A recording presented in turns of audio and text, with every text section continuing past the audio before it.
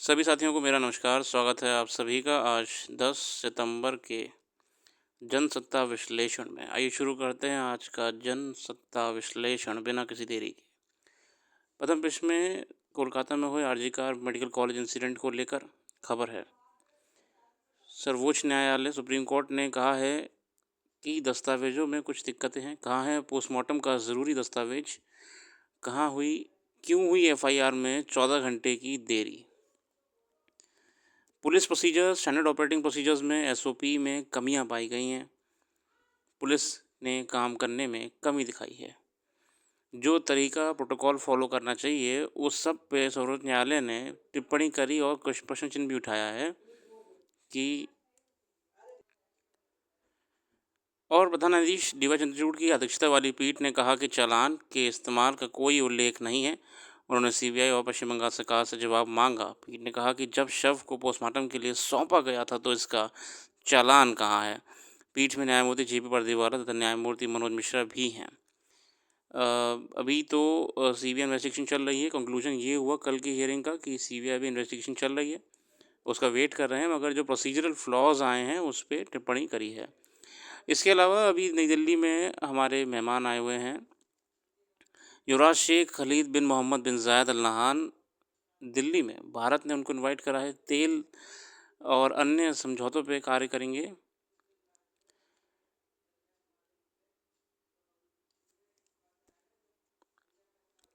आगे बढ़ते हैं अपने संपादकीय की ओर और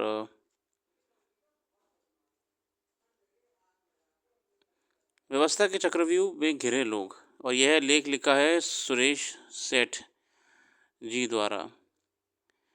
देश के विकास दुनिया में सबल आर्थिक शक्ति बनने की दौड़ में भारत का 5वें से तीसरे और तीसरे से पहला स्थान पर पहुंचने जैसे कुछ ऐसे सपने हैं। हम जानते हैं कि भारत का ये ड्रीम है कि तीसरी सबसे बड़ी अर्थव्यवस्था बने और साथ ही साथ विकास के तौर पे विकास के रूप में 2043 में एक बहुत बड़ा रोल मॉडल बन के उभरे, विशेषकर एशियाई द्वीप में और विश्व में। ऐसा हो सकेगा, इसकी घोषणाएं, दावे और फिर सफलता के आंकड़ों के प्रसारण में भी कोई कमी नहीं रहती। मगर फिर भी बातें हैं कि देश के आम आदमी की हालत यथास्थितिवत से घिरी हुई है। विश्व की सूचकांक भी बताते हैं कि जहां तक भारत के आम आदमी को खुशहाली का प्रश्न है, वह दुनिया के दूसरे देशों के मुकाबले काफ़ी पीछे है। मैंने इसके बारे में पुरानी कई वीडियोज़ में बताया भी हुआ है। के शेप इकोनॉमी है, आपको दिख रहा होगा कि इकोनॉमी बहुत आगे चल रही है। कुछ विशेष क्षेत्र ही आगे उठ रहे होंगे, मगर दूसरी तरफ जो वर्किंग क्लास है, जो लोअर मिडिल क्लास है या मिडिल क्लास है, जो वर्किंग बेसिकली क्लास है, उसका ग्राफ डिक्लाइनिंग में जा रहा होगा। के शेप ग्रोथ कहते हैं इसे। इंडियन एक्सप्रेस में इसके ऊपर आर्टिकल आया हुआ था, मैंने उस पर अध्ययन करा था। तो भले ही हम बहुत बड़ी अर्थव्यवस्था बनते हुए दिख रहे हैं, हमारे आंकड़े और स्टैटिस्टिक्स में सब अच्छा दिख रहा है, मगर रियलिटी में देश के कार्यकाल के लिए नई योजनाओं की घोषणाओं में तो कई कमी नहीं रही। उसके लिए धनराशि आवंटित भी होती रही है। मतलब जो गवर्नमेंट प्लान्स वगैरह लाती है, सब पे पैसा जाता है। महिलाओं की सुरक्षा के लिए नए कदम नहीं उठे, बल्कि आर्थिक जीवन में उनके आरक्षण का विधेयक भी पास हो गया है। मगर फिर भी क्यों सब कुछ बार बार अधबीच छूट जाता है? मतलब इतने रिफॉर्म्स होने के बाद भी, पॉलिसीज़ होने के बाद भी धरातल पे, रियलिटी पे परिवर्तन नहीं दिख रहा है। क्यों दुर्घटनाएं हो रही हैं? बहुत सारे प्रश्न उठाए हैं लेखक ने। युग तेजी से बदल जाता है, डिजिटल से कृत्रिम मेधा तक का सफ़र तय कर लेता है, मगर औसत छात्र अपने आप को पुराने ढांचे के पाठ्यक्रम में ही घिरा पाते हैं। ये सब बदल दिया जाएगा जैसी घोषणाएं होती हैं, लेकिन लगता है कि इन्हें अनुभूज कारणों से स्थगित हो जाते हैं। बुझे हुए कारण तो साफ हैं: नौकरशाही, लालफिताशाही, रिश्वतखोरी और देश के कर्णधारों का दारोगापन, दो रंगापन। मगर इसके साथ ही ये स्थगन संस्कृति पर योजना की लागत तो बढ़ा देते हैं, और जैसी परिकल्पना के साथ योजनाओं को शुरू किया जाता है, ख़त्म होते होते उनकी लागत दुगनी हो जाती है। योजना भले ही देखिए शुरू होती है कि ये योजना 10 रुपये की है, मगर जैसे जैसे ये योजना चलती रहती ये योजना हो जाती है 1000 रुपये की। मगर जो मेन बेसिक नेसेसिटीज़ हैं, एजुकेशन विशेषकर, उस पर ध्यान नहीं दिया जा रहा है। पॉलिसी शुरू तो होती हैं, चल रही होती हैं, या तो बीच में रुक जाती हैं, या चलते चलते उनकी कीमत बढ़ जाती है, मगर उनकी वैल्यू नहीं बढ़ती है। अब एजुकेशन में करिकुलम आज भी वही फॉलो कर रहे हैं जो हमारा 20 साल 10 साल पुराना था। कुछ परिवर्तन वास्तविक वर्तमान में स्किल्स के हिसाब से नहीं हो रहा है, ग्लोबल डिमांड के हिसाब से। तकनीकी क्षेत्र में भी अगर आप देखें बीटेक और एमटेक जैसे कोर्सेज़ में जो पढ़ाया जा रहा है वो मार्केट से आउट हो चुका है। अब एआई से लेके मशीन लर्निंग का ज़माना आ चुका है, मगर आज भी बीटेक के 2 से 3 साल में जितना मैं अध्ययन के आपसे बता रहा हूँ, मेरा इसमें कोई एक्सपर्टीज़ नहीं है। वही पढ़ाया जा रहा है जो बहुत ही बेसिक लेवल का होता है और उसको अ, ही बच्चा सच मान के बैठा हुआ है। इसीलिए जॉब मार्केट में स्किल गैप बढ़ जाता है, जिस हिसाब से एजुकेटेड लो यूथ निकल रहा है, जिस हिसाब से पढ़ाया जा रहा है, स्किल्स वर्तमान प्रेज़ेंट टाइम के हिसाब से नहीं मिल रही हैं। जॉब मार्केट में इसीलिए एक बहुत बड़ा गैप नज़र आता है हमें करेंटली। भारत की शीर्ष न्यायपालिका की 75वीं वर्षगांठ पर राष्ट्रपति ने स्पष्ट कहा कि स्थगन की संस्कृति को ख़त्म करने के लिए कुछ नए प्रयास होने चाहिए। अभी बहुत कुछ करना बाकी है। केवल न्यायपालिका का दंड विधान 1.5 सदी के बाद लागू कर देने से बात नहीं बनेगी, जब तक कि उसकी दंड विधाओं को लागू करने के त्वरित प्रयासों को सोच विचार में नहीं डाल दिया जाता। पिछले वर्ष भारतीय संसद में महिलाओं के लिए विशेष आरक्षण की व्यवस्था की विधेयक पारित हुआ था, लेकिन उसके लागू होने में अभी तक स्थगन है, क्योंकि कुछ तकनीकी और औपचारिक जामबंदी अभी पूरी करनी है। हाँ, लास्ट ईयर देखिए पार्लियामेंट में बहुत ही ज़ोर-शोर से पास करा था महिलाओं के आरक्षण के लिए, मगर अभी तक कुछ लागू नहीं हुआ है। वो बस वो ज़ोर-शोर वहीं पे था, ग्राउंड रियलिटी पे नहीं आ पाया है। तकनीकी चीज़ों पे काम करा जा रहा है, हर बार यही कहा जाता है। आगे बढ़ेंगे। आमतौर पर महसूस होता है कि कमज़ोर आदमी अदालतों में जाने से डरता है, क्योंकि वहाँ की परेशानी उसके आर्थिक और सामाजिक सामर्थ्य से बाहर होती है। राष्ट्रपति ने कहा कि गाँवों को लेकर लोग ऊपर से नीचे तक के सभी न्यायाधीशों को भगवान मानते हैं, क्योंकि उन्हें यह न्याय मिलता है यहाँ। कहावत मत भूलिए कि भगवान के यहाँ देर है अंधेर नहीं, लेकिन राष्ट्रपति ने स्वयं सवाल किया कि वहाँ यह देर कितनी लंबी है, 32 वर्ष, 20 वर्ष या 12 वर्ष। हम जानते हैं कि कोर्ट्स में पेंडेंसी एक बहुत बड़ा मुद्दा हमेशा रहा है। जुडिशियल पेंडेंसी, न्याय मिलने में देरी समाज के लिए बिल्कुल ठीक नहीं होती है। राष्ट्रपति से लेकर प्रधान न्यायाधीश का विश्वास भारत की जनता में है और भारत की जनता का पूरा विश्वास अपने इन कर्णधारों पर है। तो फिर ढांचे में परिवर्तन होना ही चाहिए। साक्ष्य और गवाहों से संबंधित मुद्दों को न्यायपालिका, सरकार और पुलिस प्रशासन द्वारा मिलकर सुलझाया जाना चाहिए। बहुत से रिफॉर्म्स की ज़रूरत है हमें वर्तमान समाज में, और वर्तमान तकनीकी विकास के साथ हमको भी जॉब्स और स्किल्स देनी होंगी, तभी हमारा समाज वर्ल्ड के बराबर या साथ चलेगा। जेंडर पैरिटी से लेके gender equality, skills reforms, governance reforms ज़रूरी हैं, और जुडिशियल रिफॉर्म्स। अच्छी भली योजनाएं छोटी बड़ी कारणों से स्थगित होती चली जाती हैं और उज्ज्वल सपने अंधेरे में डूबते चले जाते हैं। यह प्रवृत्ति पूरे देश के कार्य व्यवहार को अपने घेरे में ले रही है। ये स्थगन की संस्कृति सब चलता है, ये चलांत वाक्य में क्यों तब्दील हो गई है? मतलब योजना अटक गई तो अटक गई। तो एटीट्यूड हो चुका है कि सब कुछ चलता है, ये गलत है। अगला लेखे भीतर से सवाल। ये कोलकाता इंसिडेंट को लेकर है। कोलकाता चिकित्सक बलात्कार और हत्याकांड पर उभरे जन आक्रोश को ममता बनर्जी विपक्षी दलों का उकसावा बताकर अपना बचाव करने की कोशिश करती रही हैं।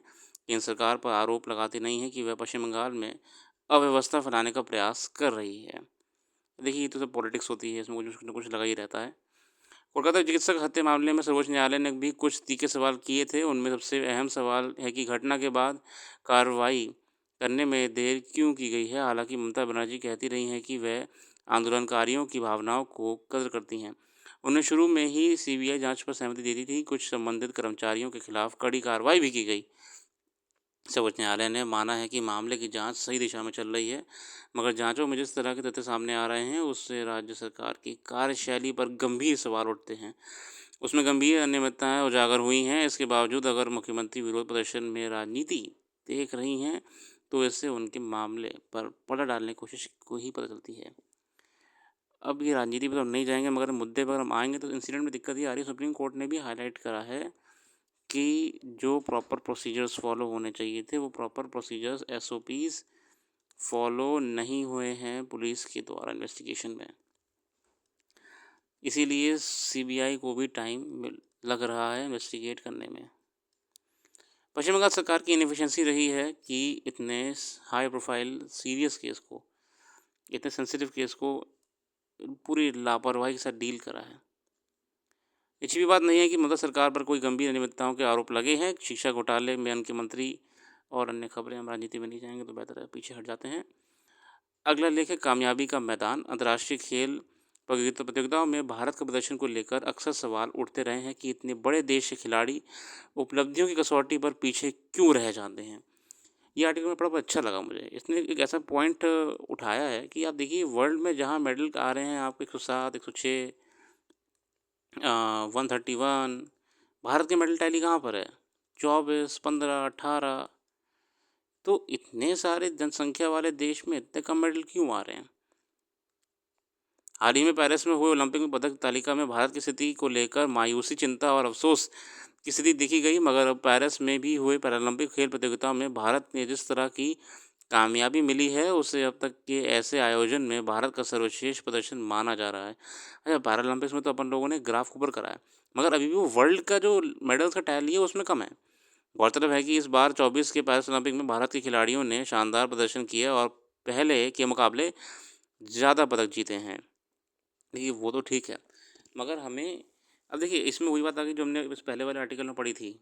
क्या पढ़ी थी? योजनाएं शुरू हो जाती हैं और योजनाएं चल तो जाती हैं, मगर उसके बाद कोई ऐसा परिणाम दिखता है नहीं। अब मैं इसी आर्टिकल से अगर लिंक करूं, इन दोनों आर्टिकल्स को अगर मैं लिंक करूं, तो भारत सरकार ने भारत में ना खेल जगत को बढ़ावा देने के लिए एक योजना शुरू करी थी। अगर हम इन दोनों आर्टिकल्स का लिंक करेंगे तो वो थी खेलो इंडिया।